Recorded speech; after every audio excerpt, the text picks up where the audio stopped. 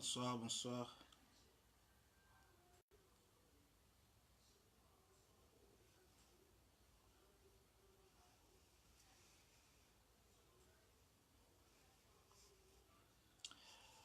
Bonsoir les amis.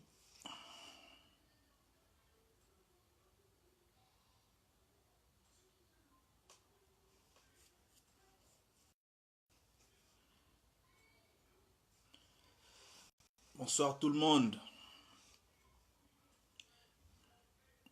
Bonsoir. Je suis encore content de vous revoir aujourd'hui parce que je reviens encore vers vous avec une nouvelle ou un nouveau sujet. Comme nous avons pris l'habitude de discuter avec vous, de parler avec vous, d'essayer de réfléchir ensemble par rapport à certains sujets, par rapport à la société actuelle. C'est pour ça que aujourd'hui, je me suis encore permis de venir vers vous. Question de parler, de discuter avec vous, de partager mon point de vue avec vous, ensemble avec vous. Et voilà un peu. Parce que nous sommes sur la page Les jeunes s'interrogent, nous devons nous interroger, nous poser des questions par rapport à tout ce qu'on nous dit, par rapport à tout ce qu'on a appris, par rapport aux connaissances actuelles. Mais comme nous avons pris l'habitude de vous dire que nous devons nous interroger, nous poser des questions, c'est comme ça qu'aujourd'hui, nous venons encore vers vous pour parler de l'ignorance. Parce que, en fait, l'ignorance peut causer des dégâts. Plus qu'une bombe. C'est de ça que nous allons parler aujourd'hui. L'ignorance peut causer des dégâts. Mais les dégâts que l'ignorance peut causer, c'est des dégâts qui peuvent dépasser même la bombe. Même la bombe nucléaire. Elle ne cause pas autant de dégâts que l'ignorance. Même le nucléaire, même les bombes qui ont existé, n'ont pas causé autant de dégâts que l'ignorance. Mais on ignore ça, on ne comprend pas cela. Et ça nous passe comme ça. Donc au lieu de voir le vrai problème, on voit autre chose en fait. Et pourquoi je veux parler de l'ignorance? Je crois que un peuple, une personne sur la terre, une personne qui vit, est obligée d'avoir une connaissance. On vient sur terre, on apprend, et quand on apprend, c'est la connaissance qui nous affranchit. C'est la connaissance qui rend l'homme libre. L'homme qui arrive sur terre, il trouve à côté de lui des êtres vivants, il trouve la nature qui l'entoure. Et l'homme, à son tour, apprend auprès de la nature. C'est comme un bébé, c'est comme un enfant qui vient dans une famille. L'enfant qu'on reçoit dans une famille, tout autour de lui, il trouve des choses. Il trouve la télé, il trouve le canapé, il trouve les meubles. Mais après, c'est l'enfant qui apprend à manipuler la télé qu'il a trouvée. Et c'est comme ça que l'enfant acquiert la connaissance pour ouvrir, des fois allumer et éteindre la télé. Donc on apprend avec ce qu'on voit. C'est comme ça que l'être humain, les êtres humains ont appris. Ils ont appris avec ce qu'ils ont vu. Et c'est comme ça que, en rapport à ce qu'eux ont vu, ils ont émergé, ils ont créé, ils se sont développés. Et ça fait qu'ils ont emmagasiné une connaissance ou des connaissances que eux aussi, à leur tour, ont transmis à des générations qui sont venues après. Et je pense que ça, c'est une loi, c'est la loi de la nature en fait. C'est pas moi qui l'ai inventé. Mais quand on réfléchit bien, on se demande, être vivant, il a étudié dans quelle école? Le premier être vivant qui a existé, il a étudié dans quelle école? Il a appris où? Il n'est pas allé à l'école comme nous aujourd'hui. Lui, il a appris dans l'école de la nature. Il a appris dans les arbres, dans les plantes, dans les animaux, dans les eaux, dans la terre. Il a compris. Et quand il a compris, il a créé des principes qu'il a commencé lui-même à respecter. Il s'est créé un mode de vie. C'est comme ça que chaque peuple a émergé, chaque peuple a évolué. Mais, et cette évolution a fait que nous sommes arrivés à un certain niveau où les autres se sont développés, il y a ceux qui se sont développés après et qu'on sort. Mais quand je parle de l'ignorance, parce que quand arrive l'ignorance, quand il arrive chez un peuple, il fait que le peuple qui avait la connaissance perd automatiquement sa connaissance. Et quand tu perds ta connaissance, automatiquement, tu n'es plus libre. Parce que la connaissance te rend libre. La connaissance te rend libre. Tu deviens libre. Tu es libre de tes mouvements. Tu es libre de tes pensées. Tu es libre de ce que tu veux faire. Parce que tu connais. Tu sais ce que tu veux. Quand tu sais ce que tu veux, tu n'as pas peur. Tu te lances. Tu te lances. Tu fais ce que tu veux. Librement. Mais, quand l'homme perd la connaissance, quand l'homme devient automatiquement ignorant, il y a la peur. Il devient esclave. Il n'est plus libre, mais il devient esclave. Mais or, cette ignorance, quand il atteint l'homme, cette ignorance peut causer des dégâts énormes. Des dégâts énormes. Et ces dégâts peuvent s'étaler même plus jusqu'à plusieurs générations, qui peuvent aller même à 5, 3, 4, 5 siècles. L'ignorance peut causer des dégâts qui peuvent aller jusqu'à 5 siècles. Et nous allons même constater que ça peut même détruire l'avenir de tout un peuple. Ça peut détruire l'avenir de tout un peuple. Mais on ne s'en rend pas compte. On ne se rend pas compte. Parce qu'une bombe, elle peut tomber ici. Une bombe, elle peut faire des dégâts. Elle va tuer des gens. Elle va détruire la terre. Elle peut tuer 1000 personnes. Elle peut tuer 2000 personnes. La bombe, elle peut tuer 1000, 2000, même 3000 personnes. Même si elle tuait 50 000 personnes, elle peut les tuer. Mais elle les tue maintenant, pendant un temps. Mais après, les gens vont renaître. La vie va continuer. Mais quand l'ignorance arrive, l'ignorance peut tuer 5 générations d'un peuple. L'ignorance peut détruire 5 siècles. L'ignorance peut détruire l'avenir de tout un peuple. Et l'ignorance peut amener un peuple à disparaître. Pourquoi? Parce que quand on est ignorant, on devient esclave. C'est la peur. On devient dépendant. On ne sait plus faire ses mouvements. On ne sait plus réfléchir. On est imposé. Par rapport aux autres. C'est les autres qui disent ce que vous devez mettre dans vos têtes. Alors cette ignorance, elle est tellement bien entretenue que elle fait en sorte que l'homme ne puisse pas sortir. Mais quand nous regardons aujourd'hui, nous essayons de regarder le monde qui nous entoure aujourd'hui, nous allons remarquer que les peuples qui vivent dans le monde, il y a la majorité de ces peuples qui sont libres. Nous voyons les Français, les Européens en général, nous voyons les Asiatiques, nous voyons le monde arabe. Tous ces gens, ils sont libres. Spirituellement, politiquement et technologiquement. Donc aujourd'hui, l'Européen n'a rien à envier chez l'Africain sur le plan spirituel. Il n'a rien à envier chez l'Africain sur le plan politique, sauf sur le plan matériel, qu'il exploite chez l'Africain et qu'il lui transforme chez lui. L'Arabe, aussi de même. Mais nous vivons dans un monde où nous sommes tous êtres humains et êtres vivants. Alors qu'est-ce qui fait que l'Africain qui vit dans le même monde que ses semblables, mais alors que l'Africain qui vit dans une terre riche, mais l'Africain à son tour n'arrive pas à créer l'indépendance aussi, qui est spirituelle, physique et technologique. Parce que il y a beaucoup qui m'envoient des messages pour me dire ouais, tu aimes trop critiquer le christianisme, qu'est-ce que le christianisme t'a fait? Quand tu passes là, raconte ce que tu veux nous raconter, ça sert à rien de critiquer le christianisme. Il y a ceux même qui vont même me faire des leçons. Non, mais des fois, quand tu parles, tu es trop méchant. C'est comme si tu as la haine en toi. Mais je dis, mais attendez, comment est-ce que vous voulez que nous puissions traduire ce message? Comment est-ce qu'on peut transmettre ce message? Si le message, il est tellement vrai, si le christianisme, si l'islam, il a créé, si ces religions ont créé des dégâts chez les Africains, comment est-ce qu'on peut les traduire? Comment est-ce qu'on peut passer ce message? On ne doit que dire ce qu'ils ont fait. On ne doit que dire réellement expliquer réellement les conséquences, les dégâts que ces religions ont apportés à l'Afrique. Non, on n'est pas là peut-être pour parler comme des prêtres. Non, moi, je ne suis pas un prêtre, moi. Donc, ce message, je le traduis comme je peux. Donc, et c'est aussi de me comprendre, moi aussi, à mon tour. Parce qu'aujourd'hui, je sais que la vérité, elle blesse. La vérité, elle blesse. Bon, c'est pas ma faute à moi, mais je crois que c'est la faute à la vérité, comme les autres le disent. Donc, aujourd'hui, nous savons tous que l'Africain, il est resté dernier dans l'échiquier mondial. C'est comme s'il n'existait pas. c'est comme si ce monde ici ne l'appartenait pas. C'est comme si c'était presque un touriste. C'était un touriste, mais dans une terre qu'il prétend dire qu'il appartient. C'est comme s'il est un touriste dans une maison qu'il dit qui m'appartient. Alors on se demande, est-ce que la maison en question réellement elle t'appartient ou elle ne t'appartient pas?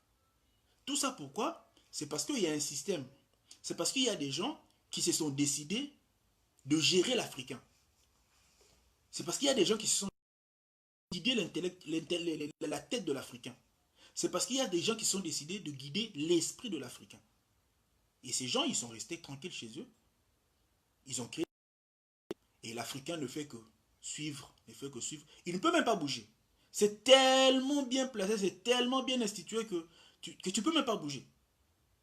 Alors le seul moment, le seul instant où l'Africain essaie de réfléchir, il faut l'éliminer, il faut le tuer. Il faut vraiment maintenir l'ignorance, qu'elle puisse vraiment régner chez l'Africain. Raison pour laquelle j'avais fait une vidéo la fois dernière pour dire que l'école occidentale est-elle vraiment utile pour nous?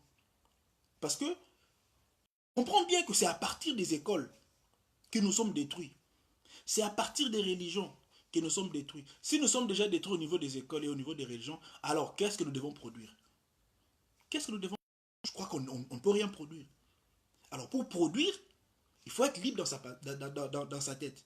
Libre dans sa pensée et pour produire ou reproduire. Alors déjà quelqu'un qui n'a rien en lui, qu'est-ce qu'il peut reproduire? Il ne pourra aussi rien reproduire. Alors, le fait d'imposer à l'Africain un système scolaire, le fait d'imposer à l'Africain une religion, ces gens qui nous ont amenés des religions savaient bien ce qu'ils faisaient. Ils savaient très bien ce qu'ils faisaient. Ils savaient bien que si nous détachons ces Africains de leur terre, si nous détachons ces Africains de leur Dieu, ce sont des gens que nous allons gérer des années et des années. Et j'ai toujours dit, bravo l'artiste, parce que le pari est réussi. Le pari est réussi. La preuve en est. Hier, nos ancêtres qui n'avaient pas connu le blanc, ils ont émergé, ils ont construit, ils étaient libres. Mais l'Africain qui a connu l'homme blanc, l'Africain qui a connu la religion occidentale, il est devenu esclave. Il n'est plus maître, il est devenu élève. Il n'est plus libre, il est devenu esclave. Dans sa tête. Et automatiquement, c'est le corps qui est enchaîné. Parce que j'avais dit dans une vidéo précédente que quand l'Européen est arrivé en Afrique, il avait compris que s'il enchaînait le corps de l'Africain, une fois le corps enchaîné, l'esprit libre, l'esprit ira trouver des solutions pour libérer le corps. Alors il fallait enchaîner l'esprit, le cerveau, il fallait enchaîner le cerveau. Alors une fois le cerveau enchaîné, c'est automatiquement le corps qui n'est plus à rien. Parce qu'une fois le cerveau enchaîné, c'est le cerveau qui va chercher les solutions pour libérer le corps, pour produire les mouvements dans le corps. Mais quand on enchaîne le cerveau, automatiquement, il ne peut plus réfléchir. Il ne peut plus trouver des solutions pour libérer le corps physique que tu as, toi. Donc c'est ce qu'ils ont fait en fait. Donc il faut enchaîner notre cerveau. En enchaînant le cerveau de l'Africain, le corps, ton corps à toi, il devient inutile. Ton corps devient inutile parce qu'il ne te sert plus à rien. Alors, mais je pense que, comme je te dis, mais prenons juste le temps de réfléchir. Prenons juste le temps de réfléchir. Regardons-nous. Regardons-nous. Est-ce que sur cette terre réellement, moi en tant qu'Africain, je suis venu observer ou je suis acteur de ma vie? Mais si je suis réellement acteur de ma vie, je crois que mon esprit, ma tête doit travailler pour libérer mon corps physique. Alors, si je ne suis pas réellement, si je ne suis pas acteur de ma vie, je suis téléspectateur, alors là, je me dis, alors assistons passivement à notre disparition. Assistons passivement à notre destruction. Assistons passivement à tout ce qui nous arrive. Et c'est ça, c'est ce qui nous arrive aujourd'hui en fait. Parce que nous n'arrivons même pas à parler, nous n'arrivons même pas à discuter, nous n'arrivons même pas à donner un point de vue, parce qu'il y a un système qui existe, parce qu'il y a un principe qui existe, parce qu'on a dit, parce que les gens ont dit, parce que les livres ont dit, et aujourd'hui on n'a même plus peur. On n'a même plus peur du Dieu soi-disant, mais on a juste peur du livre. Or, quand j'étais chrétien, on m'a dit, mon peuple périt faute de connaissance. Mon peuple périt faute de connaissance. Mais quand on dit ça à l'Africain, voilà comment on interprète ça. C'est quelle connaissance? C'est la connaissance de la parole. Donc, mon peuple périt faute de connaissance. Et quelle connaissance? C'est la connaissance de la parole. Donc, chez l'Africain, la connaissance qu'il doit avoir, c'est la connaissance de la Bible. Donc, quand l'Africain maîtrise bien la Bible, il devient intelligent. Il devient soi-disant affranchi. Mais vous pensez que dans la vie sur terre ici, la vie sur terre, pour vivre, il faut lire la Bible. C'est dans la Bible où tu vas trouver les réponses dans tout ce que tu vis sur terre. Peut-être les autres diront oui. Mais moi je me dis, posons-nous des questions. Posons-nous des questions. La Bible et ceux qui l'ont édité et écrit était réellement la parole de Dieu. Était réellement un livre sacré. Pensiez-vous qu'on allait le ramener en Afrique et le distribuer comme des petits pains? Quelque chose qui est sacré. Parce que c'est ça qu'on nous a toujours dit. La Bible et le Coran, ce sont des livres sacrés. Si c'est réellement des livres sacrés, un livre sacré, on peut l'exposer comme ça devant tout le monde. Quelque chose qui est sacré, une formule qui est sacrée, on peut l'exposer devant tout le monde. Si on commence déjà à le distribuer comme des bouts de pain, alors disons-nous qu'elle n'est pas si sacrée comme on le disait. Mais voilà qu'il y a maintenant des principes pour essayer de renchérir les mots, pour essayer de renchérir un peu la pensée occidentale. Avec le roi Léopold II, qui avait bien dit « Poussez les Noirs à croire et non à réfléchir ». Alors, en poussant le Noir à croire, le Noir n'est plus maître de sa connaissance. Le Noir ne fait qu'obéir à un principe, obéir à ce qu'on a dit, parce que la Bible a dit, parce que le pasteur a dit, parce que Dieu avait dit. Et quand on nous inculque ça dans nos têtes, automatiquement, on devient esclave nous-mêmes. On ne sait plus se libérer parce qu'il y a la peur qui s'installe. Tu as même peur de réfléchir, tu as peur de réfléchir de toi-même. De ta propre réflexion, il faut que ton pasteur te dise oui, c'est ça ou c'est pas ça. Mais en fait, quel est ton rôle à toi? Quel est notre rôle à nous? Quel est notre rôle à nous? Parce que si réellement la connaissance affranchit, si réellement la connaissance libère, alors quelle est cette connaissance que les Africains ont reçue? Maintenant, essayez de regarder. La connaissance que nous avons reçue, elle nous a affranchis, elle nous a libérés. Mais au contraire, quand nous regardons la connaissance que nous avons reçue, elle n'arrive pas à nous affranchir. Mais au contraire, cette connaissance, toutes ces connaissances ne font que nous bloquer. Elles ne font que nous bloquer. Elles nous rendent esclaves. Et si réellement ces connaissances nous rendent esclaves, alors posons-nous des questions. Entre l'ignorance atomique, qu'est-ce qui est la plus dangereuse? Entre l'ignorance et la bombe atomique. Mais l'homme a peur de la bombe atomique. Mais l'homme en lui, c'est déjà une grande bombe. L'homme en lui, c'est déjà une bombe qui, quand elle explose, c'est plus qu'une bombe atomique. Parce que la bombe, elle explose pour tuer dans un secteur. La bombe explose pour tuer dans un secteur, tuer peut-être 1000, 2000 personnes. Mais l'ignorance, elle ne tue pas 1000 personnes. L'ignorance tue toute une population, toute une génération. L'ignorance tue une génération. L'ignorance tue des générations. Parce que, depuis que nous sommes devenus ignorants, ça fait plus de 5 siècles aujourd'hui que nous sommes dans le même stade. 5 siècles où nous n'arrivons même pas à réfléchir à cause de notre ignorance. Donc, entre l'ignorance qui nous a détruits jusqu'aujourd'hui, mais l'homme a peur de la bombe. Parce qu'on lui a présenté la bombe et on lui a dit que ça, c'est plus dangereux.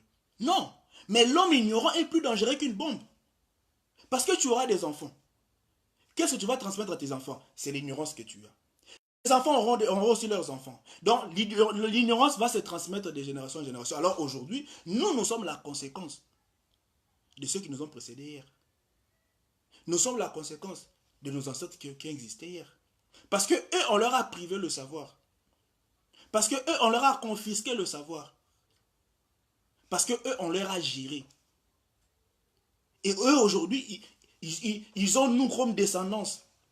Aussi, aujourd'hui, à notre tour, on ne fait qu'assister. Parce qu'eux ont assisté. Eux ont assisté, ils regardaient. Aujourd'hui, qu'est-ce qu'on fait ici? Nous regardons. Nous assistons. Et alors, regardons l'Afrique de demain. Projetons-nous dans 30 ans, dans 50 ans.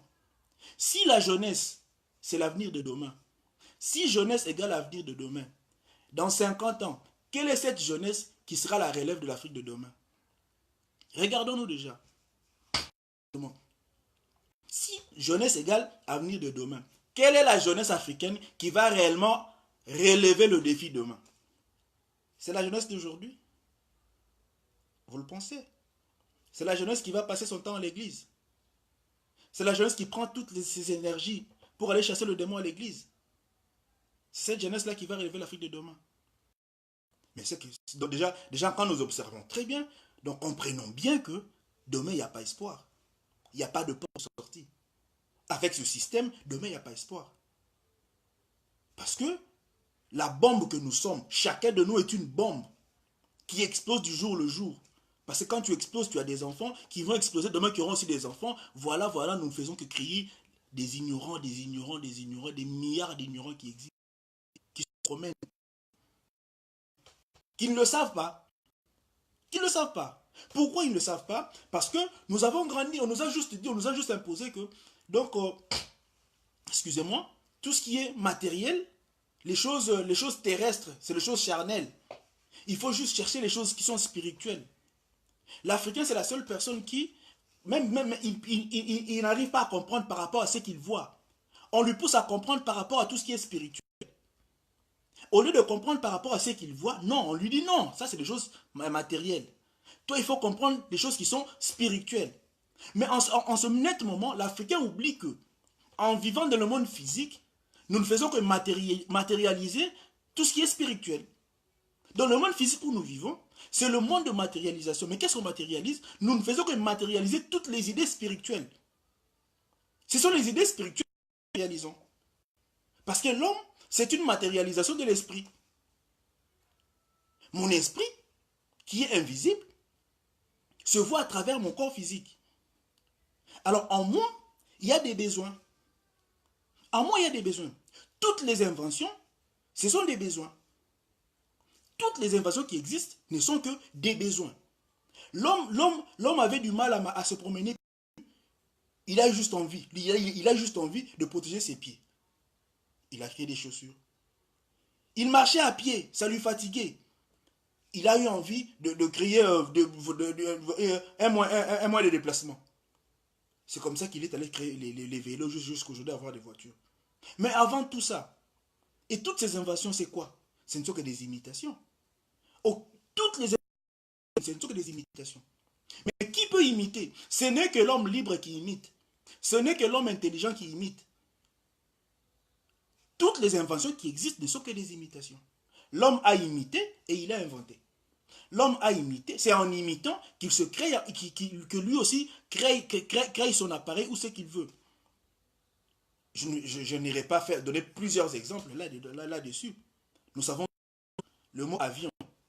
On nous a dit c'est appareil volant imitant oiseau naturel. C'est ce qu'on nous a toujours dit. Appareil volant imitant oiseau naturel. Donc, même pour créer l'avion, on a imité l'oiseau. C'est en imitant l'oiseau qu'on a créé un avion. C'est en imitant des animaux qu'on a créé des voitures. Tout est une imitation. Mais qui peut imiter? C'est l'homme. C'est l'homme qui maîtrise sa connaissance qui imite. C'est l'homme qui est en rapport, en connexion avec la nature qui peut imiter. C'est en étant en connexion avec la nature que la nature te livre ses secrets. Et en te livrant ses secrets, toi aussi à ton tour, tu sais te servir de la nature. Tu sais la transformer. Et tu sais te créer ton milieu et ton mode de vie. Mais alors, à la venue du christianisme et de l'islam, à la venue des religions importées, qu'est-ce qu'on nous prêche? On nous prêche que tout ce qui est matériel, c'est charnel. Alors, il faut aller chercher tous nos besoins dans le monde spirituel. Donc, on détourne nos yeux du monde physique. Alors, nos yeux sont redirigés dans un monde soi-disant spirituel. Donc, ce n'est pas dans le monde physique que nous allons trouver nos solutions. Nous, nos solutions, nous allons les trouver dans le monde spirituel. Chez Dieu, c'est là où nous allons trouver nos solutions. Et pour embellir l'histoire, pour embellir l'histoire, qu'est-ce qu'il faut? Il faut maintenir l'Africain dans la pauvreté. Il faut tout faire pour que l'Africain reste pauvre. Parce qu'en restant pauvre, il n'aura pas d'endroit où il ira chercher sa solution. La seule solution, il sera obligé d'aller chercher recours à Dieu. Alors automatiquement, l'Africain devient l'opposé de la nature. Ennemi de la nature. Et en devenant ennemi de la nature qui doit te livrer ses secrets, la nature qui doit te donner tout ce dont tu as besoin, tu deviens ennemi de la nature, tu te diriges vers Dieu. Un Dieu imaginaire. Le Dieu de la Bible qu'on nous a amené dans les livres des témoins de Jéhovah. Et dans nos têtes, on se dit, c'est Dieu. C'est à Dieu qu'appartient le tout. Parce que lui, il est dans le monde spirituel. Ignorant que nous sommes incapables de connaître que le monde dans lequel nous vivons, c'est un monde physique et spirituel en même temps. Parce que tout ce que nous faisons, c'est l'ensemble des besoins. Alors, un besoin, il est spirituel. Personne, jamais, aucun être humain n'a déjà touché à un besoin. Quand tu as faim, c'est un besoin. Si tu ne le touches pas. L'amour, c'est un besoin, on ne le touche pas. Le besoin de se coucher, tous les besoins, c'est spirituel. Mais ce sont maintenant ces besoins que l'homme essaie de matérialiser. Il crée des appareils en fonction des besoins. Donc, c'est ce monde-là que nous devons comprendre. Et on prive l'Africain la compréhension de ce monde-là. Et on oblige à aller comprendre dans le monde spirituel. Alors là, on se pose maintenant la question. Déjà, dans ce que tu vois, dans ce que tu regardes là, tu n'arrives pas à comprendre. Dans ce que tu vois qui est devant toi, tu n'arrives pas à comprendre. Mais dis-moi maintenant. C'est dans le monde spirituel que tu vas comprendre. C'est dans les choses spirituelles que toi tu vas comprendre. Alors, je veux qu'on comprenne un peu. Dans ce que tu vois, tu es incapable de lire. C'est dans le spirituel que tu iras lire. C'est dans le spirituel. Voilà. Tous. Aujourd'hui, c'est devenu normal. Hein? Donc, tu veux te poser des questions, te dire non. Ça, c'est les choses spirituelles. Il faut lire ça avec l'œil spirituel. Même la Bible qui est écrite noir sur blanc en français. Aujourd'hui, il y a les versions Louis II révisées. Louis II révisées. On comprend qu'il y a des gens qui se sont mis, qui ont tapé dans leur clavier devant leurs ordinateurs, qui ont changé les tournures de français, qui ont imprimé ces papiers-là. Mais on te le ramène, tu le lis. C'est le français écrit par des gens. Et quand tu veux comprendre, on dit non, ça, on ne le lit pas. Ça, c'est charnel, il faut le lire spirituellement. Il faut le lire spirituellement. Mais attendez, on vit où?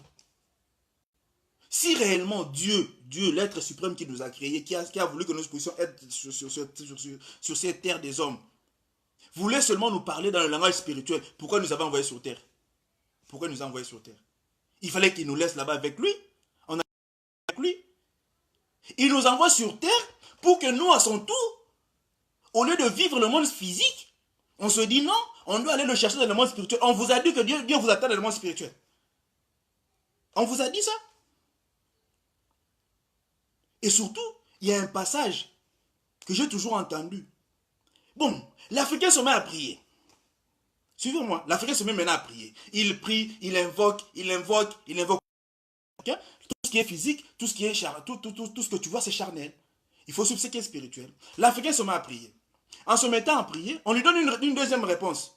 Tu ne reçois pas ce que tu pries, tu ne reçois pas ce que tu demandes parce que tu demandes mal. Non mais attendez, ça c'est quelle blague ça? Donc même Dieu qui est au-dessus de tout, on nous répond maintenant à travers la Bible que non, nous ne recevons pas tout ce que nous lui demandons parce que nous demandons mal.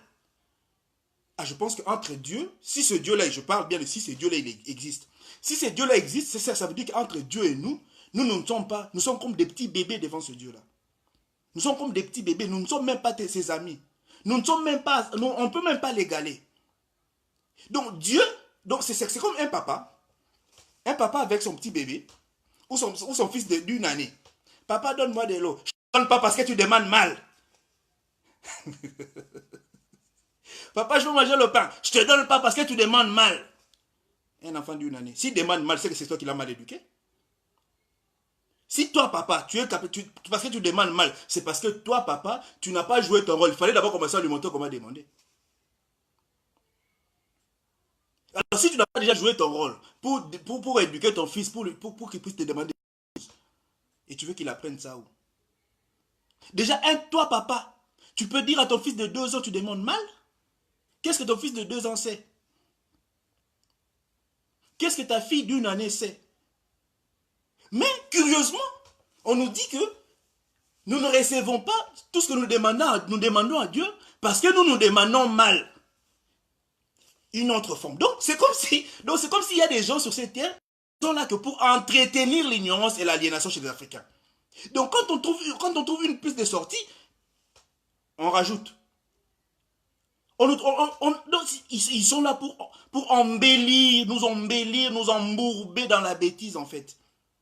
Et en fin de compte, nous désorientons notre regard sur ce qui peut nous aider, nous sauver. Nous mettons notre regard sur ce qui est inutile, qui ne nous aidera jamais. Chers frères, chers amis, sortons de cette ignorance. Il n'existe pas un endroit où tu vas aller, tu vas trouver Dieu, il est assis. Il est assis, il te dit, oui, bonjour mon fils, tu es venu, tu étais dans le monde physique. Dis-moi comment ça s'est passé. Cet endroit-là, ça n'existe pas. Ça n'existe pas. Ce Dieu-là, vous n'allez le voir que dans les livres des témoins de Jéhovah et dans les dessins. Mais vous allez voir un monsieur de 60, de 40, de 30 ans qui dans sa tête a cette notion-là de Dieu. Il mourra un jour, il va aller rencontrer Dieu au paradis. Mais, oubliant qu'il vit dans un monde physique où il a des besoins, où il doit manger, où il doit s'habiller. Alors, si ce Dieu-là nous a envoyés sur cette terre, il a envoyé des gens pareils sur la terre, c'est que même ce Dieu, je pense qu'il faut se demander pourquoi est-ce qu'il a créé l'être humain. Pourquoi est-ce qu'il a créé l'être humain? Donc, voyez l'endroit où l'ignorance peut nous amener. Donc, les Européens, ils sont venus chez nous, ils détruisent nos cultures, ils détruisent nos civilisations, ils détruisent nos religions, ils nous imposent. En nous imposant les leurs, automatiquement, il n'y a plus connexion entre l'être et son monde spirituel. Et quand il n'y a plus la connexion, l'homme devient ennemi de la nature. Mais pourtant que dans le monde où nous sommes, si nous voulons vivre réellement dans la terre, si nous voulons émerger, premièrement, l'homme doit commencer par dompter la nature. C'est en domptant la nature que l'homme devient maître de la nature, que l'homme devient maître de la terre. C'est en domptant la nature que l'homme devient maître de la terre, que l'homme se dirige sa vie quelque part. Mais quand on devient opposé, ennemi de la nature, dites-moi qu'est-ce que vous voulez faire? Vous devez devenir automatiquement inutile. Parce que tous les principes qui existent aujourd'hui, c'est parce que c'est la nature qui a révélé à l'homme. Tout ce que l'homme fait aujourd'hui, il a découvert dans la nature. On nous a appris le principe d'Archimède. Archimède était dans sa baignoire. Pour ceux qui ne sont pas d'accord avec ça, ok, c'est pas grave. Moi, je dis ce que j'ai appris. Archimède était dans sa baignoire. Quand il était dans sa baignoire, il est resté dans sa baignoire. Il a constaté qu'il y avait l'eau qui le soulevait. Il a sorti le principe. Tout corps plongé dans l'eau reçoit une poussée verticale de bas vers le haut. C'est le principe d'Archimède qu'on a tous appris à l'école. Archimède, même pour le sortir, c'est parce qu'il était entré dans l'eau. Dans l'eau qu'il a trouvé dans la nature. Donc s'il n'était pas entré dans l'eau, il n'allait pas sortir ce principe-là. On n'allait pas entendre ça. Même tous les adages qui existent, c'est parce que les hommes ont constaté, ils ont regardé ce qui s'est passé tout autour d'eux. Ils ont créé des adages, ils ont créé des contes, ils ont créé des histoires. À partir de rien, rien ne sort. Même le magicien, pour te faire un tour de magie, il doit avoir une matière dans sa main. C'est la matière là qu'il a dans sa main qu'il transforme. S'il a les mains vides, il ne te fera jamais de tour de magie. Allez vérifier chez tous les magiciens. Ils ont toujours un mouchoir, ils ont un bout de papier, ils ont quelque chose dans leurs mains. C'est cette chose-là qu'ils transforment. Qu'il crée l'illusion pour que tu te dises, ouais, c'est devenu un pigeon. Les mains vides, le magicien ne fera rien, il ne fera aucun tour de magie, il ne fera rien. Il faut qu'il ait un truc dans ses mains. Mais c'est quoi cette notion où nous aussi, à notre tour, devons aller puiser dans la nature? Non. Nous, on nous dit non. Tout ce qui est nature, c'est pas bien, c'est sorcier, on a peur de tout. Aujourd'hui, on a même peur des cancrelats, même des chats. Les animaux, chez nous, c'est devenu les esprits mauvais. Les animaux, c'est devenu les esprits mauvais. Alors, on devient spécialiste spirituel. Déjà, ce qui est physique, tu es bête. Et dans le spirituel, tu es intelligent. Tu penses, toi là qui me suis. Dans ce que tu vois, tu n'arrives même pas à réfléchir. C'est dans le spirituel que tu vas réfléchir. C'est comme ça qu'aujourd'hui, même les, excusez-moi de dire ça, même les personnes les plus idiots aujourd'hui, qui ont la Bible sur les épaules, qui vont enseigner même ces personnes qui se disent super intelligents, parce que ils doivent respecter des principes. Quels principes? La Bible a dit. Alors aujourd'hui, au lieu de vivre, c'est la Bible qui vit dans nos têtes. Et dans la Bible qui vit maintenant dans nos têtes, crée des personnes inutiles dans la société. Ça crée des gens qui sont dangereux pour la société. Aujourd'hui, l'ignorance africaine, elle est devenue elle est plus qu'une bombe. L'ignorant que nous sommes, nous devenons une bombe. Nous devenons plus dangereux qu'une bombe atomique. La preuve en est, nous sommes aujourd'hui plus de 5 siècles. Et si ça continue, nous aurons encore 1, 2, 3, 4 siècles encore d'ignorance. Nous allons laisser l'ignorance à nos enfants et nos petits-enfants ne feront que continuer cela. Alors je me pose des questions. Si réellement l'invention c'est une... Parce que c'est vrai qu'une invention c'est une imitation. À part le Père créateur, c'est lui qui a créé son monde à lui, l'être humain ne fait qu'imiter. L'être humain imite dans la nature et il crée son monde à lui. L'être humain imite, après il crée. Il imite, qu'est-ce qu'il imite? Ce que Dieu a créé, il imite dans les arbres, il imite, après il crée. Je vous ai dit, même la voiture, quand on regarde les voitures qui existent aujourd'hui, ça c'est, mais même les phares qu'il y a dans les voitures, vous voyez, ils ont plusieurs formes, les formes d'animaux. Quand vous voyez une Peugeot, vous voyez une Mercedes, la Mercedes Force, ça ressemble à un lion. Vous voyez une Jaguar, ils ont pris même les yeux. Ils vont faire même les phares en fonction des yeux de la bête. Ils font les moteurs, ils mettent des puissances dans les moteurs. Ces animaux-là. C'est parce que eux, ils ont compris et ils savent le principe. Ils sont restés dans la nature. Parce que eux, ils ont compris que Dieu, il n'est pas quelque part. Dieu, il est dans la nature. C'est parce que eux, ils ont compris et ils savent que Dieu, pour le trouver, on va le trouver dans la nature. Il n'y a pas un endroit où on ira le trouver, à part dans notre imaginaire farfelu. Mais aujourd'hui, nous avons des spécialistes spirituels qui sont pasteurs, imams et autres, qui sont incapables de nous créer même un seul bouton. Incapables. Même un bouton, même une aiguille. Ils sont incapables de nous donner même une formule pour créer une aiguille. Mais eux, ce sont des spécialistes pour chasser le démon. Donc c'est comme si dans la vie sur terre, pour chasser le démon, Dieu là où il n'est là que pour voir les sorcelleries de ma tante, les sorcelleries de voir quelqu'un qui m'envoûte dans la famille, il y a celui qui m'envoûte dans la famille. C'est le rôle de Dieu. Mais ce Dieu-là, il est incapable de donner de l'intelligence à l'Africain pour que l'Africain invente et crée son monde. Vous pensez que nos ancêtres nous, sont allés chasser les démons dans les églises comme nous aujourd'hui? Ils étaient libres. Ils étaient libres. Là où ils sont, ils pleurent. Quand ils nous voient, parce que on ne leur ressemble même pas. Pourquoi? Parce que nous, la génération qu'ils ont laissée, nous sommes tombés dans le piège. Et ce piège, il a commencé par détruire la connaissance que nous avions. Et aujourd'hui, nous sommes devenus ignorants. Le manque de connaissances. Et par manque de connaissances, aujourd'hui, l'Africain devient une bombe. L'Africain, aujourd'hui, c'est une bombe. Et quand elle explose, c'est grave. Elle laisse des dégâts. Elle laisse des dégâts parce qu'aujourd'hui, l'Afrique tout entière, vous allez au Congo Brazzaville, au Congo Kinshasa, en Angola, c'est la même. Vous allez au Mali, au Sénégal, c'est la même mentalité de l'être suprême. Nous avons tous nos espoirs en Dieu. C'est Dieu qui va venir en aide. C'est Dieu qui va nous venir en aide. Et toi, tu sers à quoi? Quel est notre rôle en tant qu'être humain?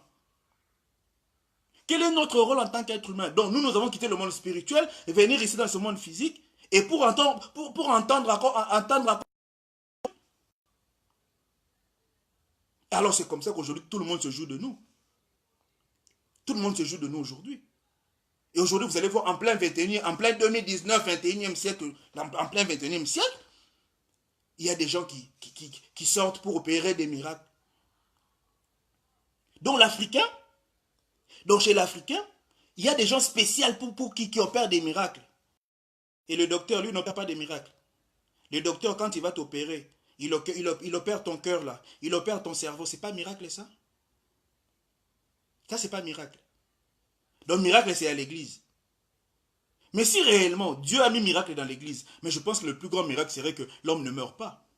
Comment est-ce que Dieu il est capable de ressusciter un être vivant? À travers un pasteur, le pasteur il opère un miracle. Moi je guéris, je ressuscite. Ok, c'est bien. Je pense que le plus grand miracle c'est que je ne puisse jamais mourir. Et je ressuscite pourquoi? Pour mourir encore demain. Ça servit à quoi? Ça servit à quoi? Dites-moi, ça servit à quoi tout ça? Mais tout ça, c'est quoi? C'est parce qu'on a détourné notre intelligence, en fait. Nous sommes restés dans les futilités. L'Africain est resté dans la bêtise. C'est dans la bêtise c'est là où l'Africain oriente son intelligence, c'est dans la bêtise. Mais dans tout ce qui est intellectuel, là, il n'existe pas. Dans tout ce qui est raisonnement fondé, là, il n'existe pas. Là, il a peur. Quand tu engages un vrai débat avec un Africain, il te dit non, ça c'est les choses de Dieu, ça c'est les blasphèmes. Ça, tu blasphèmes. Ça, c'est les choses qui sont spéciales. C'est les choses de Dieu. Les choses là, pour le comprendre, il faut entrer dans la dimension spirituelle. Papa, toi, tu es dans quelle dimension, toi? Tu es dans quelle dimension? Alors, c'est aujourd'hui où on voit tous les charlatans. J'étais étonné. Je vois quelqu'un qui m'envoie un message. Oh non, moi, je peux te faire une valise magique. Je peux te faire un porte-monnaie magique. Je peux résoudre tes problèmes sexuels, tes problèmes d'amour, ceci, cela. Je dis à la personne que je veux t'appeler. La personne me répond, non monsieur, actuellement je n'ai pas de crédit dans mon WhatsApp, charger mon WhatsApp, je vais t'appeler. Mais toi déjà tu fais porte-monnaie magique, valise magique. Comment tu peux manquer de crédit là? D'abord. Et de deux, toi qui fais porte-monnaie et valise magique, comment tu peux te mettre à chercher des clients? Être là avec ta fortune. Et c'est nous qui devons venir t'envier. Et parce que ces gens, ils savent bien qu'ils vont trouver 1, 2, 3 ignorants dans la route, ils savent bien que l'Africain, on va le trouver facilement. Et pour capturer l'Africain, il faut lui parler de tout ce qui est spirituel. Pour captiver l'Africain, il faut lui dire, ouais, tu vois tel que tu es là, c'est ta tante qui est derrière. Pour capturer l'Africain, il faut juste lui dire que non, dans le coin de ta chambre là, on a enterré un caleçon. C'est comme ça qu'on nous capture. Et automatiquement, c'est les tantes, c'est les vieilles mamans, c'est nos enfants qui sont sorciers. Et après, eux, à leur tour, ils jouent leur rôle. Mais tout ça, c'est un système qui a été bien planifié. C'est l'Occident qui a planifié ça. C'est l'Occident qui a planifié ça. Les prêtres noirs, ça n'existait pas. Les prêtres noirs, ça n'existait pas. Vers les années 1000, les prêtres noirs, ça n'existait pas. Les prêtres noirs existent aujourd'hui, c'est justement comme j'ai dit la fois dernière, des auxiliaires. C'est pour faire la continuité parce qu'avant il y avait des prêtres, c'était des prêtres blancs. C'était des prêtres chez nous. Et parce qu'ils n'ont plus leur place, il fallait créer des prêtres blancs qui vont continuer leur travail. Donc, pour maintenir l'Africain, à côté, il y a l'école. De l'autre côté, il y a l'église. Et automatiquement, une personne qui est prise dans sa tête spirituellement, où il y a encore l'école qui et vous voulez que cette personne produise quoi? Vous voulez qu'il produise quoi? Il ne va rien produire. Aujourd'hui, nous avons des gens qui sont inutiles. Nous avons des gens inutiles qui ont 50, qui ont 40, qui ont 30 ans. Excusez-moi, je le dis parce que c'est vrai. Ne venez pas m'injurier à côté par les messages. Là c'est votre problème, mais je dis ce qui est vrai. Et après, on va rejeter notre mal chez les autres.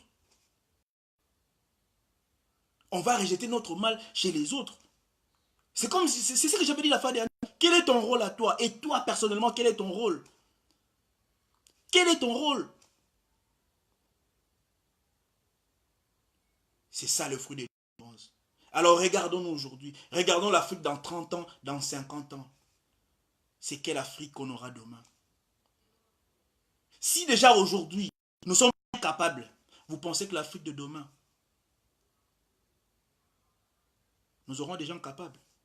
Si réellement la jeunesse, c'est d'un peuple, regardons la jeunesse d'aujourd'hui. Allons au Congo-Kinshasa, au Brazzaville, en Angola, regardons la jeunesse actuelle. On se dit, on est fier de dire que la jeunesse africaine peut réellement prendre la relève demain. C'est la jeunesse de l'ignorance. C'est la jeunesse de l'alcool. C'est quelle jeunesse? C'est la jeunesse qui est incapable de réfléchir. C'est la jeunesse qui va passer son temps, son énergie à aller chasser le démon à l'église qui n'existe même pas. Cette jeunesse-là. Parce que demain, nous avons un défi qui nous attend. Demain, nous avons un défi qui nous attend. Et comment relever le défi? Si aujourd'hui, nous sommes plongés dans l'ignorance, si aujourd'hui, il y a des systèmes qui font que nous ne puissions pas bouger, alors voilà que le système, il est tellement bien installé que chaque personne maintenant qui va ramener des nouvelles idées, des nouvelles pensées pour éveiller et conscientiser l'Africain, on fait en sorte qu'il faut l'éliminer. Il faut qu'il n'existe pas. Il faut que l'Africain reste à ce stade-là. Il faut gérer l'Africain tel qu'il est. Après, ce sont les Français, les Allemands, les Belges qui vont nous amener des beaux discours. Parce que ce sont eux qui ont créé le système. Si ce sont eux qui ont créé des systèmes, dans ce cas, après, ce sont eux qui sont des maîtres. Et quand ils vont venir intervenir, on les reçoit comme des petits dieux. Et c'est quoi ton rôle à toi? Et après, non, ce sont les politiques qui nous font ça. Oui, même le politicien là que tu critiques, il est comme toi. Il est ignorant comme toi. Il sort de la même école que toi. Nous sommes tous le produit de la même école. Tu penses que même si on te prenait toi, on te mettait président de ta République, qu'est-ce que tu vas faire? Dis-moi ce que tu vas faire. Le système, il existe, il est présent. Même si on prenait Jésus, il devenait président du Congo, il va fuir. On lui met à midi, à 14 h, il va fuir, il va avoir un AVC.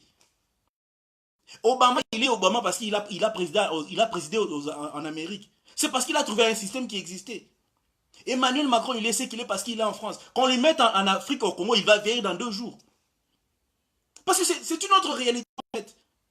On a créé des systèmes en Afrique pour bloquer le mental, pour bloquer la tête de l'Africain, pour que l'Africain ne bouge jamais. Et comment gérer ce système? Il faut créer. Et ces auxiliaires, il faut les créer où? Il faut les trouver à l'école. Donc, il faut créer d'abord l'école pour créer nos auxiliaires à nous, qui vont continuer à faire notre travail. Et dans cette école, on va puiser les élites, les intelligents, ceux qui ont la... On va les puiser pour diriger.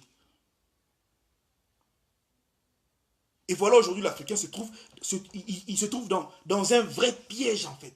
Dans une cage, et il ne sait même pas. Et la faute, c'est qui? C'est la faute la faute, c'est seulement chez les autres. Mais la faute, c'est ta faute à toi. C'est notre faute à nous. C'est notre ignorance qui nous tue. Commençons par réfléchir. Réfléchissons. Commençons par réfléchir. Et en réfléchissant, prenons des décisions, disons-nous, nous devons changer de système. C'est le système qu'il faut changer en Afrique. Ce n'est pas des gens qu'il faut changer. C'est le système qu'il faut changer. Il faut faire une remise en question du savoir. La remise en question du savoir. Qu'est-ce qu'on nous apprend à l'école? Tout revoir. Et après, toutes ces religions importées, il faut que ça sorte de l'Afrique. Parce que depuis que c'est arrivé, oui, vous allez me critiquer, tu ne parles que de religion, mais c'est la religion qui a détruit nos cerveaux. Ce sont les religions qui ont détruit nos cerveaux. La religion, c'est une arme qui a vraiment détruit nos têtes. Tout a commencé par là. Je l'ai bien expliqué dans ma vidéo dernière. L'école, elle est venue après. Ils ont commencé par créer la religion, bloquer le cerveau de l'homme, détruire le cerveau, et après nous donner un programme scolaire. Donc, l'école, ce n'est que la suite de la religion. Parce que les premières écoles qui existaient en Afrique, c'était des écoles protestantes, des écoles catholiques, des écoles musulmanes, des écoles salustes. C'était des écoles qui appartenaient aux églises. Ce n'était pas des écoles privées, ça n'existait pas. Moi, je suis du Congo-Kinshasa. Les écoles privées, ça n'existait pas. Ça n'existe qu'il y a si peu. Avant, ça n'existait pas. Ce n'est pas les écoles privées. C'était les écoles. C'était d'abord l'église. Après, à côté, il y avait l'école. Donc, à l'église, on détruit ta tête. Et tu vas à l'école où tu dois apprendre la science, on te détruit encore. Et une personne qui a été détruite à l'église, détruite à l'école, qu'est-ce que vous voulez qu'il produise? Vous voulez qu'il produise quoi? Vous voulez qu'il produise quoi? Et ce sont ces gens-là, ce sont ces Africains-là qui doivent relever l'Afrique de demain. Ils sont ignorants comme nous. Ils sont ignorants comme nous, comme tout le monde. Et voilà le niveau. Cette ignorance, nous avons grandi avec, ignorant tout. Ignorant tout. Et c'est à seul Dieu revient la gloire. À seul Dieu revient la gloire. Et il faut toujours adorer Dieu. Même si ça ne va pas, Dieu seul sait. Dieu va venir. Dieu va se relever même en dernier. Parce que Dieu, c'est comme un pompier. Donc, à côté, il y a les politiciens. À côté, il y a l'église. À côté, il y a les musiciens. Donc, chacun de nous, dans son côté, dans son petit coin, ne fait que continuer le rôle du colonisateur. Et nos musiciens qui ne nous aident pas. Les politiciens qui ne nous aident pas. Nos religieux qui ne nous aident pas. Et alors, ce peuple-là voulait qu'il s'en sorte comment? Parce que dans une nation, il y a le pouvoir spirituel, il y a le pouvoir politique, et il y a la science, il y a la technologie. Il y a le spirituel, il y a la politique et il y a la science. Tous ces trois choses se retrouvent dans l'être humain. Dans l'esprit, dans l'être humain, il y a le corps physique, et dans l'être humain, il y a la science. L'esprit, c'est ce que je suis, c'est ce qui dirige mon corps. La politique, c'est le corps que j'ai. C'est la politique. C'est la politique, parce que c'est le corps que je porte qui ne fait que traduire les gestes du spirituel. Et la science, c'est le travail que je fais. Le produit de ce que je fais, c'est ce qu'on appelle la science et ce qu'on appelle la technologie. Donc ça veut dire que si je dors, je ne peux pas travailler. Quand je dors, je vais laisser ma maison sale, je vais laisser mes assiettes sales, personne ne va les laver à ma place. Donc quand je dors, je ne fais aucun travail, je ne produis rien. Je ne produis aucun mouvement. Alors pour produire un mouvement, je dois d'abord me lever, être conscient que je me suis réveillé. Et après, je vais voir que ma maison elle est sale, je vais la balayer. Je vais nettoyer mes assiettes. Je veux produire un travail, je veux produire un mouvement. C'est ça la technologie et la science. Alors, si ces trois choses se retrouvent dans l'être humain, donc ce qui veut dire qu'un pays aussi est géré par ces trois pouvoirs. Il y a la spiritualité, il y a la politique et il y a la technologie. C'est l'ensemble, c'est le fruit de ce que vous faites. C'est le fruit de ce que tu fais. Parce qu'aujourd'hui, ce sont que les mots qui nous bloquent un peu. Quand on dit technologie, ça devient un gros mot. C'est le fruit de ce que tu fais. Tu t'es réveillé le matin, tu as fait quoi? Oh non, j'ai balayé. Ah, c'est le travail que tu as fait. C'est ça. Tu as balayé pourquoi? Parce que tu étais réveillé. Et tu t'es réveillé, c'est ton corps physique qui t'a poussé à travailler. C'est le corps là que tu as qui te pousse à travailler, à produire un mouvement, à produire un travail. Parce qu'une personne qui dort ne travaille pas. Une personne qui dort, on peut sauter sur lui, on peut faire de lui ce qu'on veut. Une personne qui dort est inconsciente. Une personne qui dort profondément, on peut même venir, on vole même son lit, on le met par terre. Il est inconscient. Mais voilà, cette personne-là, c'est l'Africain. Cette personne-là, c'est l'Africain. L'Africain, il vit sans vie. L'Africain, il regarde sans voir. L'Africain, il parle sans parler. Parce que si réellement l'Africain, il est vivant et qu'il regarde, Dites-moi qu'est-ce qu'il fait. Qu'est-ce qu'il fait? Parce qu'une personne qui est réveillée, on doit voir le fruit de son travail. Ces gens-là, les Occidentaux, savaient très bien ce qu'ils devaient faire chez nous, les Africains. Il fallait endormir notre cerveau. Dormir. Et aujourd'hui, nous dormons, donc, ça fait 5 siècles que nous dormons. Et on pense qu'on parle, non, on ne parle pas. On ne parle pas. En parlant les langues des autres, on ne parle pas. En se servant des langues des autres, comme langue de communication, comme langue du savoir, on ne parle pas. Et déjà, la preuve en est. Dites-moi dans quel sommet mondial on parle même le Swahili. Nos présidents africains, quel est ce président africain qui va aller dans un sommet mondial, il va parler sa langue à lui? Ça n'existe pas. Il ne parle que français, anglais, les langues des colonisateurs. Mais les Asiatiques, ils s'en vont partout, ils parlent leur langue. Les Arabes de même. Et nous, les Africains, on parle. Mais on a une bouche. Ça nous sert à quoi la bouche? La bouche que tu as, ça te sert à quoi? Voilà mes frères. Alors voilà l'ignorance qui nous détruit. Voilà cette ignorance qui devient dangereuse. Et voilà cette ignorance qui va détruire les générations futures. Parce que les générations qui vont venir demain sont détruites. Elles sont déjà détruites. Elles sont détruites au préalable. Et comment les... Parce que nous devons faire un travail. Nous devons fournir un effort.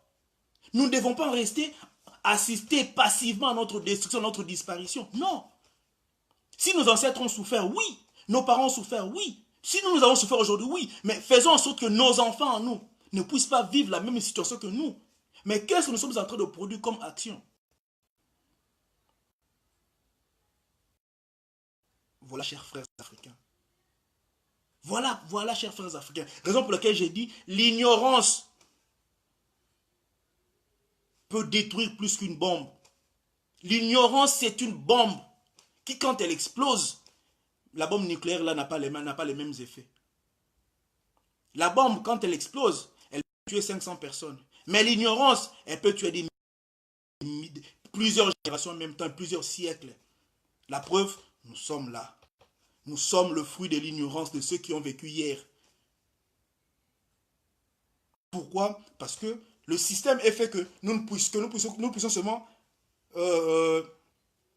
disons, répondre à des ordres. Nos dirigeants ne font que répondre à des ordres. Nos religieux ne font que répondre à des ordres. Tous. Tous.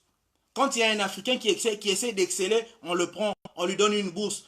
Il va travailler pour les intérêts des Occidentaux. C'est toujours ça chez nous.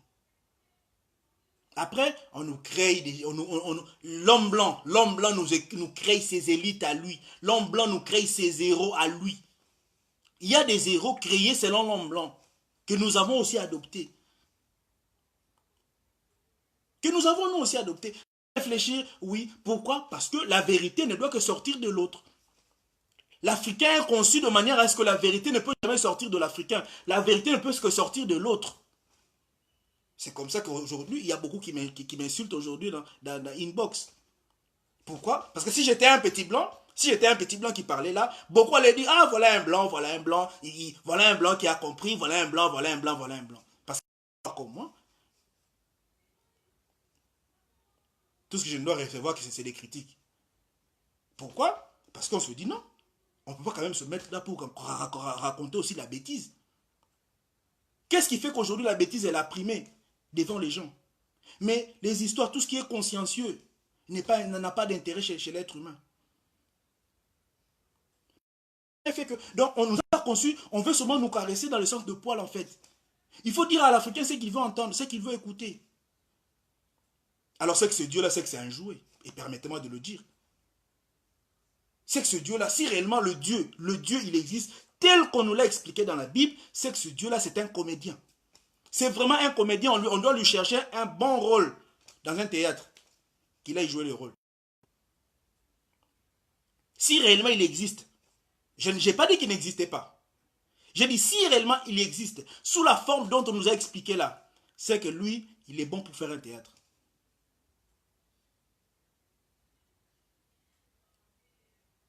Mais aujourd'hui, pour récupérer l'Africain, il faut juste lui présenter tout ce qui est spirituel.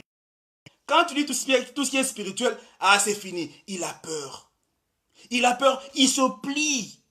Comme un bébé, comme un enfant. Fais de moi ce que tu veux, papa. C'est comme ça aujourd'hui, on voit un pasteur qui vient ressusciter un mort devant tous les gens. Un mort dans un cercueil qui bouge la langue. Qui bouge la langue, on dit c'est un mort, il bouge la langue dans un cercueil. Et on est là. C'est aujourd'hui, vous allez voir, oh moi j'étais malade, j'étais allé chez tel, il a pour moi, et la maladie elle est partie. Et pourquoi Dieu a donné aux autres l'intelligence maintenant de devenir médecin? Et pourquoi il y a autant de morts chez nous les Africains? Si réellement ces miracles-là existent, il y a des morgues, il y a des morgues au Congo. Il y a des morgues au Congo. Si réellement ces pasteurs-là, si réellement ces faiseurs de miracles, chrétiens, tout ça, ça existait réellement. C'est simple. Allez, placez-vous devant une morgue. Placez-vous seulement devant une morgue. Papa, il va mourir. Non, il ne faut pas l'introduire dans la morgue, je vais prier. Bon, tu te fais une célébrité. Tu te fais une célébrité. Mais curieusement, allez, tous les aveugles qui ont vu chez les pasteurs, tous les paralytiques qui ont marché chez les pasteurs et les morts qui ont ressuscité, curieusement, ils n'ont jamais eu de famille. Curieusement, c'est seulement les personnes qu'on n'a jamais vues, qu'on n'a jamais rencontrées, déjà même dans l'église en question. Ces comédies-là, on les a vues, c'est nombreux au Congo. Alors c'est là, parce que l'Africain, pour le capturer, il faut lui amener tout ce qui est spirituel. Quand on parle du démon, c'est tel, il a peur. C'est elle qui est derrière ton sort, c'est elle qui te bloque, c'est elle qui te bloque, c'est la peur. Alors quand c'est la peur qui s'installe chez l'être humain, c'est fini. Quand c'est la peur qui te guide, c'est fini, tu deviens inutile. Alors c'est l'adage qui dit, dans le royaume des aveugles, le borgne est roi. Donc, dans le monde des aveugles, c'est seuls les borgnes maintenant qui sont des rois, qui sont là avec leur célébrité. Déjà, on nous appelle des brebis. Déjà, quand tu es une brebis, tu sers à quoi? Tu as déjà vu une brebis revendiquée? Vous comprenez où nous sommes, chers frères, chers amis? C'est quel monde? Je parle de toutes les religions. Et le christianisme et le bouddhisme, ça ne nous appartient pas. Et cerise sur le gâteau, cerise sur le gâteau. Les Européens savaient très bien qu'il y aura un jour où les Africains vont se révolter. Et aujourd'hui, on a eu la chance, nous en tant qu'Africains, d'avoir un sauveur aussi qui s'appelle Fumukimbangu. Voilà le comble. Aujourd'hui, Kimbangu, c'est l'envoyé de Jésus. Ah, non, il faut arrêter avec vos théâtres. Hein. Sérieusement, il faut arrêter avec vos blagues. Sérieusement, il faut arrêter avec vos blagues. Tout ça parce que l'homme africain est condamné à ne pas réfléchir. Pose-lui la question sur la personne de Jésus. Tellement non, c'est les choses spirituelles. Donc, c'est comme si tout ce qui est noir africain, ça ne peut pas exister en fait. Donc, tout ce qui peut exister en tant qu'Africain doit exister, mais sous couverture d'un petit blanc. Donc, Fumukimbangu ne pouvait jamais être Fumukimbangu sans l'aide de Jésus. Donc, Fumukimbangu être Kimbangu sans l'aide de Jésus. Il fallait qu'il y ait Jésus à côté pour qu'il soit Kimbangu. Il faut arrêter. Mais il faut arrêter avec ces blagues-là. Non, il faut arrêter avec ces blagues-là. Et puis, c'est sa propre famille, ses propres enfants. Ça, je vais en parler. Je pense que la prochaine vidéo, je pense que vous allez encore beaucoup m'injurier là. Je vais en parler. Mais posons-nous la question. Si c'était le bouddhisme qui s'était installé au Congo avant le christianisme, il n'allait pas être Simon Kimbangu. Il allait être Xing Shang Kimbangu, Shaolin Kimbangu, ou Yang Kimbangu. Parce que le prénom qu'il a eu, Simon, il a eu de la Bible. On allait lui trouver un prénom dans le Nyongi. Si c'est là qu'il s'était installé en Afrique centrale, Fumukimbangu allait être Abdul Kimbangu.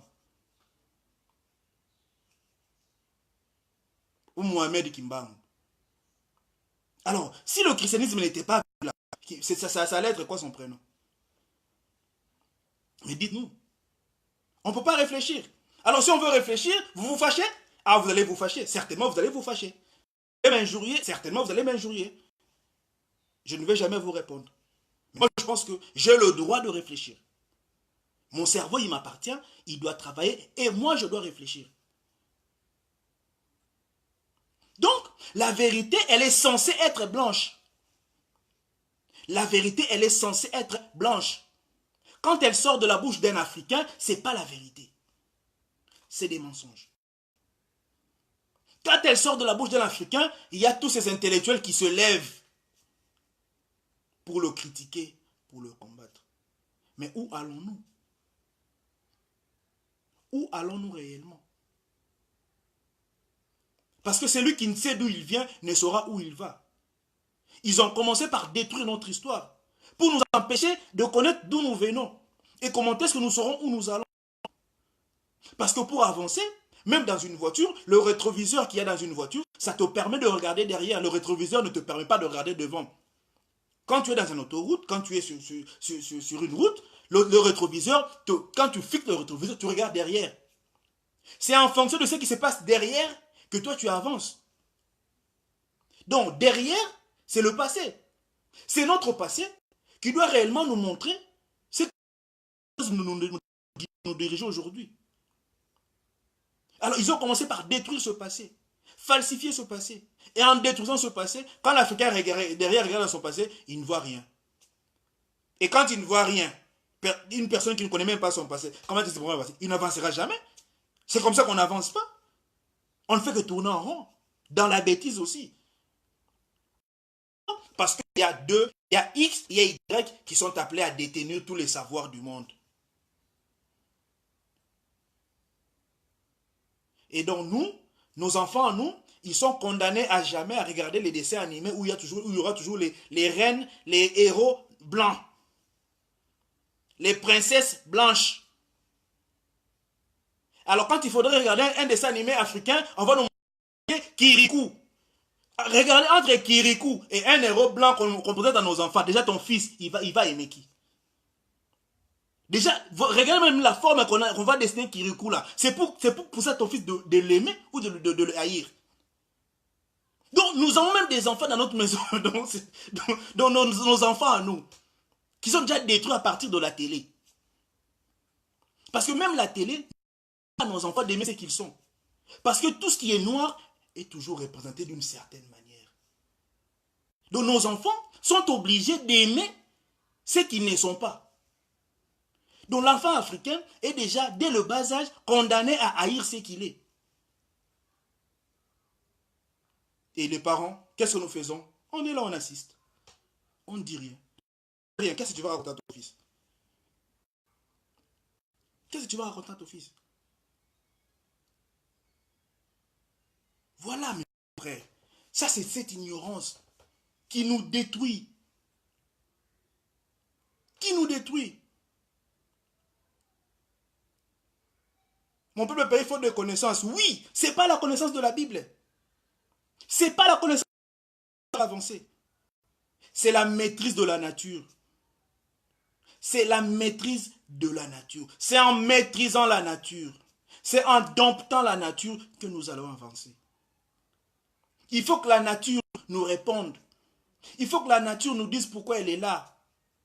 Il faut que la nature nous dise qu'est-ce que nous devons faire d'elle. Et comment l'utiliser.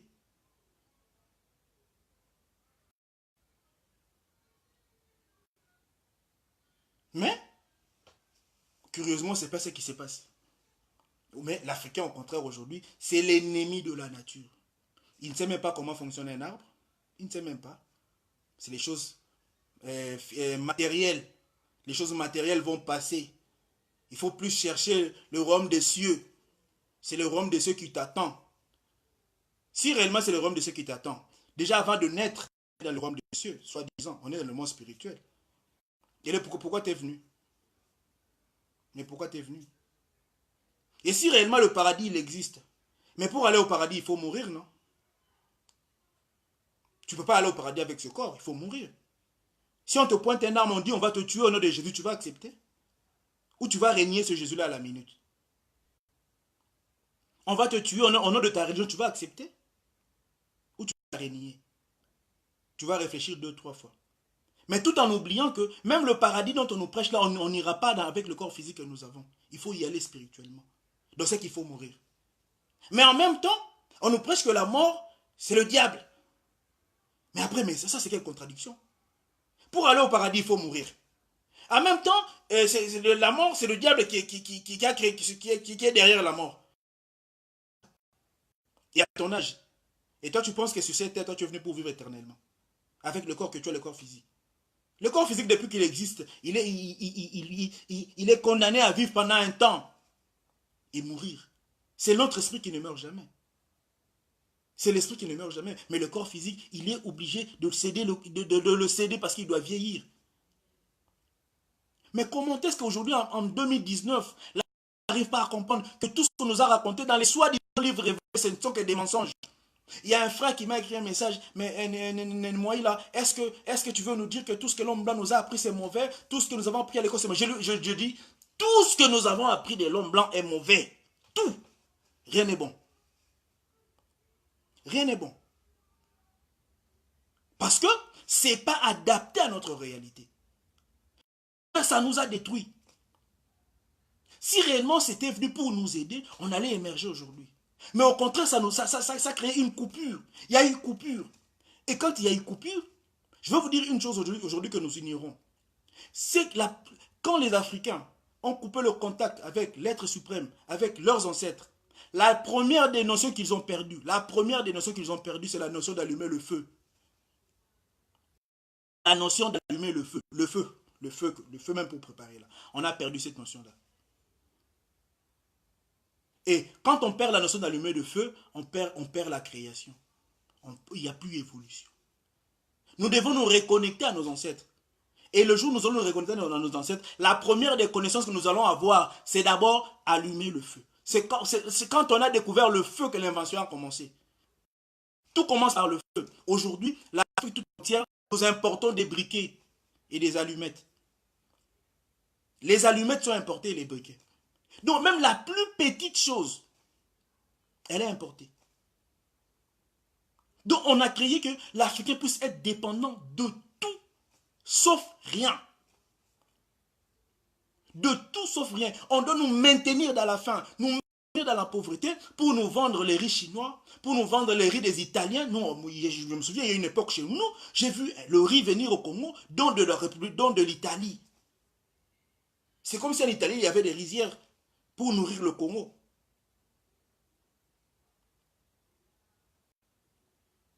Et il y a une vidéo qui circule sur Facebook où on voit même les cigarettes qu'on envoie en Afrique, ce sont des cigarettes contaminées, destinées pour détruire les Africains. Mais voilà, il faut que la vérité sorte de l'homme blanc. Quand la vérité sort de l'Africain, ce n'est pas la vérité, c'est de la bêtise. Réfléchissons mes chers amis. Réfléchissons mes chers frères. Parce que l'ignorance là, l'ignorance, elle va continuer à nous détruire. L'ignorance, elle va nous détruire. L'ennemi de l'Afrique, c'est l'ignorance que nous sommes. C'est l'ignorance que tu es. Qui t'empêche de réfléchir, qui t'empêche de voir que ça c'est blanc. Tu vois que c'est blanc, mais tu as peur de dire que c'est blanc. Parce que la Bible a dit. Parce que les scientifiques ont dit. Les scientifiques là, ils t'ont interdit de réfléchir. Ils nous ont amené la Bible, non? Nous sommes ici en Europe. On vit ici en Europe avec. On a été en Afrique, on a grandi en Afrique. Et pourquoi eux, on ne trouve pas dans les églises les jeunes français, les jeunes allemands, les jeunes de 16 à 30 ans allemands dans les églises, pourquoi on ne les trouve pas? Nous savons tous ici que l'église c'est pour les vieilles personnes. L'église ici c'est pour les vieilles personnes. Ils y vont pendant les mariages, pendant les deuils, et pendant leur fête de Noël et leur fête, je crois, de Pâques. Voilà. Donc la jeunesse européenne blanche, eux, ils ne connaissent pas de démons. Eux, ils n'ont pas de problème. Et voilà que toute la jeunesse africaine focalisée dans les religions. Le temps de réfléchir, il n'y a pas. dont la religion, elle est là pour t'empêcher de réfléchir. Alors après, c'est l'école qui joue son travail, l'école qui joue son rôle. Et après, c'est pour former quoi? Mais c'est pour former des bombes. C'est pour former des gens inutiles pour l'Afrique. Mais on les voit. L'Africain lui-même, c'est une personne inutile pour son continent. Tu es utile en quoi? Nous sommes utiles en quoi? Regardons-nous. Regardons, nous sommes utiles en quoi? Alors, qu'est-ce qu'il nous faut? Il nous faut une conscience. Nous devons nous conscientiser. Nous devons nous remettre en question. Nous devons nous poser des vraies questions. Alors, c'est que nous avons pris une mauvaise direction. C'est que réellement, nous avons pris une mauvaise route. Si nous voulons nous retrouver, alors nous devons reprendre, nous devons prendre le bon chemin. Donc, sortir de là où nous sommes. Alors, retourner dans la voie de nos ancêtres. Sortir de là où nous sommes. Alors, retourner réellement dans la voie que nous ont laissé nos ancêtres. Et quand je parle de nos ancêtres, je ne parle pas des ancêtres qui ont vécu en 1800, en 1700, parce qu'eux aussi, ils ont subi l'injustice. Je suis malien, je suis sénégalais, je suis burkinabé, je suis musulman. Mais avant que l'islam s'installe au Mali, là, vous étiez musulman, vous? Vous étiez musulman dans votre pays? Vous n'étiez pas musulman. Elle est venue, l'islam, elle est venue. Elle est arrivée. Mais avant qu'elle n'arrive, vos ancêtres là, ils adoraient pour qu'on vous explique dans le Coran.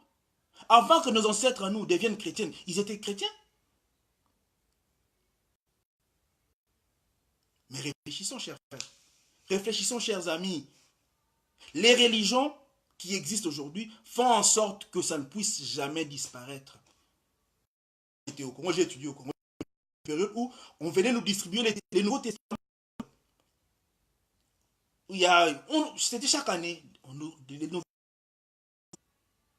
Pourquoi on ne les fait pas ici? Ici même les témoins de Jéhovah, en Allemagne, ici même les témoins de Jéhovah, ils vont chez les Africains. Ils nous connaissent tellement bien qu'ils savent nous cerner. Parce que l'Africain, il prend tout. Il en prend tout. Pourquoi? Parce que c'est un ignorant. Alors un ignorant, c'est un danger pour la société. Un ignorant, c'est un danger pour son propre avenir. Nous voulons construire une Afrique forte. Sortons de l'ignorance. Trouvons la bonne connaissance. Et la connaissance dont nous avons besoin, elle ne viendra pas des livres des blancs. Elle ne sortira pas du programme UNESCO. Elle ne viendra jamais de ces écoles-là. Nous sommes le fruit de ces écoles-là. Nos présidents, nos ministres, tous nos élites sont sortis de ces écoles-là. Voilà ce qu'ils font. Voilà ce qu'ils font de l'Afrique.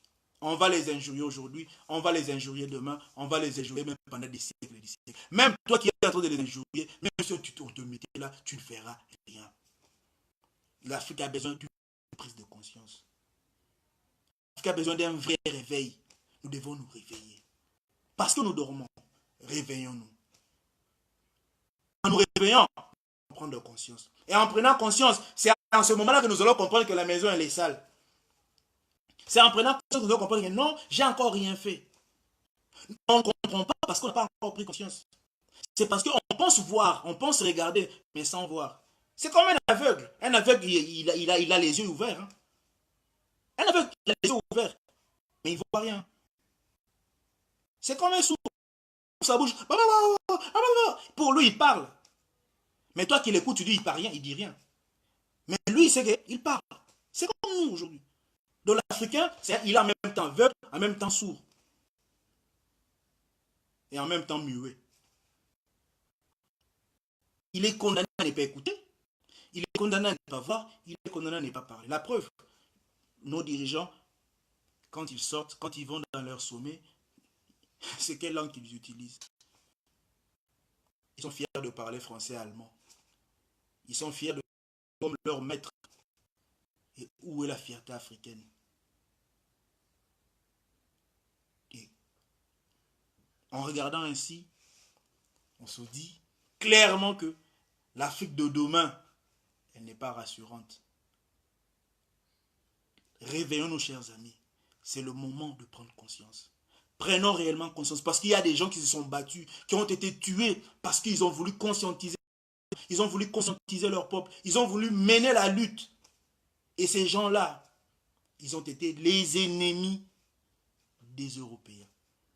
C'est comme ça que toutes ces personnes-là sont restées dans les oubliettes. L'UNESCO a fait en sorte que ces gens-là ne puissent pas être reconnus. Le programme scolaire africain a fait en sorte que ces gens-là, toutes ces têtes, tous ces génies, toutes ces génies qui sont levés pour combattre la cause de l'Africain puissent être méconnus. C'est le programme scolaire qui a fait ça. Je vous ai dit la fois dernière, moi j'ai étudié au Congo. Le programme scolaire congolais, l'histoire de Kimpavita n'existe pas. Kimpavita, ça n'existe pas, mais moi j'ai appris Jeanne d'Arc. L'histoire de Fumukimbangu, ça n'existe pas dans le programme scolaire congolais. Ça n'existe pas. Or, ce sont des personnes, Fumukimbangu, c'est une divinité, Fumukimbangu, mais qui est méconnue. On fait en sorte que les Africains ne puissent pas le connaître. Mais nous avons un cours de religion à Kinshasa, où on va apprendre les livres Penthétèque, les voyages missionnaires de Paul, les livres de Corinthiens. Moi, j'ai tout appris à l'école.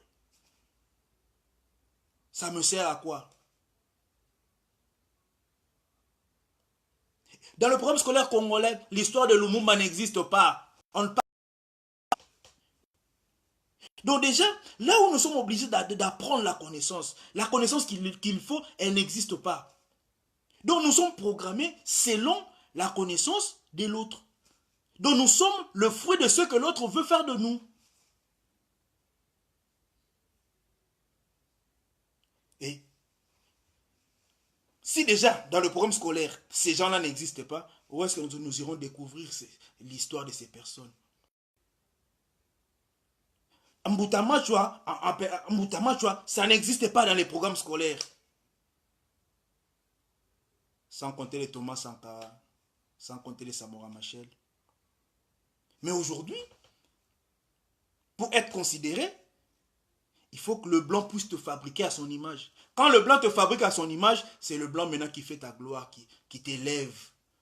Tu deviens l'exemple pour les Africains. C'est comme ça avec qui est devenu l'icône des Africains, qui est devenu le modèle à suivre des Africains. Mais or, en vrai, Nelson Mandela, c'est un traître pour l'Afrique. Mais ça, les Africains n'ont pas compris. Parce que le blanc a dit. C'est parce que le blanc nous l'a présenté. On s'est dit, ah bravo l'artiste, bravo le blanc. Et c'est qui va donner maintenant honneur à Mbuta Lumumba? C'est qui va honorer Thomas Sankara? C'est qui va honorer Mbuta Machua? Parce qu'il reste méconnu. Mais à ton âge, c'est l'histoire que tu ne connais pas. Il faut avoir honte. Toi qui me suis, il faut avoir honte. Il faut avoir honte. Mais tu vas me raconter l'histoire de Jésus, c'est comme si c'était ton oncle. Si je te donne la parole, tu vas me parler de Jésus, c'est comme si c'était le frère de ton papa. Mais Fumukimbangu, il a vécu récemment. Il n'a même pas un siècle depuis qu'il a existé. Mais aujourd'hui, même quand on veut parler de son histoire, alors, là encore,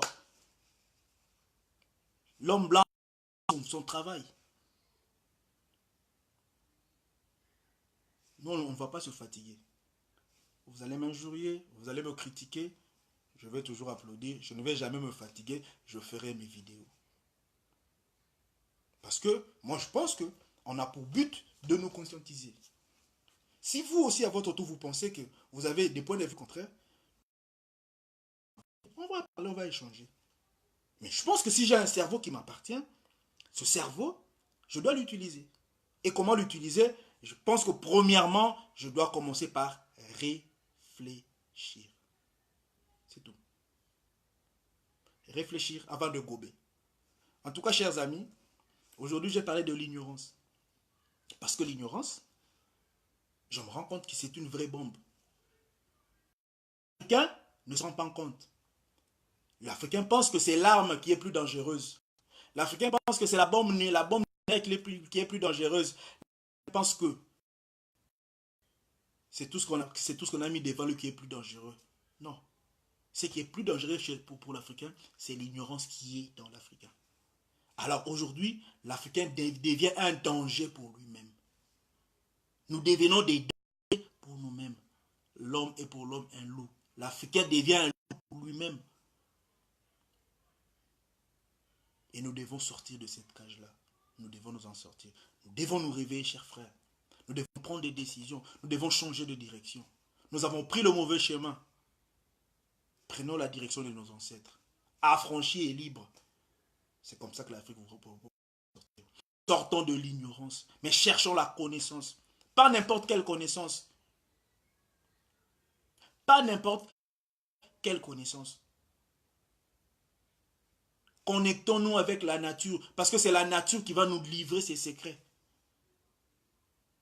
Parce que la nature, c'est la première école qui a existé. Nous livrer ses secrets.